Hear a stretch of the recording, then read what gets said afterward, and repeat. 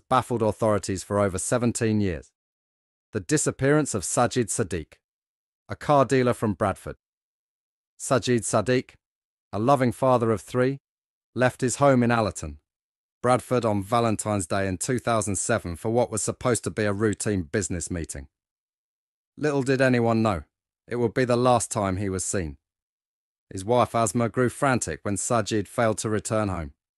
She tried calling him repeatedly, but his phones were switched off. Sajid's car, a gold Volkswagen Bora, was later found abandoned in the Asda car park in Shipley. Reports suggested that Sajid was in substantial debt of £100,000 over a Lamborghini, adding a layer of complexity to his disappearance. It was believed he went to meet someone who owed him a significant sum of money. Sajid had attended the car park at Asda to meet an associate who owed him a significant sum of money and had promised to pay him. Within minutes of him arriving at the car park, his phones had been switched off. Sajid was thought to have used a cash point at the supermarket that morning. At the time of his disappearance, detectives said it was possible he had been abducted from the car park. Sajid was last seen in the car park of the Asda supermarket in Manor Road, Shipley.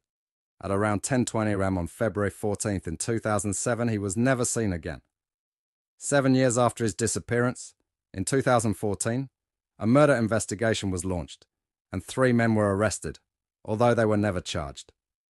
There was a review of the investigation in February 2014, and individuals were arrested and a file submitted to CPS for their consideration. In 2008, an inquest found that Sajid Saddique had been unlawfully killed. It was reported that a missing metal trunk may have been used to dispose of his body. The CPS decided there was insufficient evidence to charge. The family invoked their right to appeal and met with representatives of CPS who explained their decision not to uphold the appeal. Despite extensive investigations, including a murder investigation in 2014 and subsequent arrests, no one has been charged in connection with Sajid's disappearance. In 2020, an inquest ruled that Sajid had been unlawfully killed, but the case remains unsolved.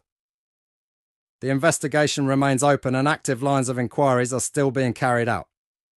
The family continues to seek justice for Sajid, but the lack of evidence has left them in limbo.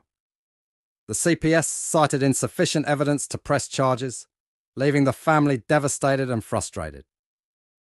Despite the passage of time, Sajid's memory lives on in the hearts of his loved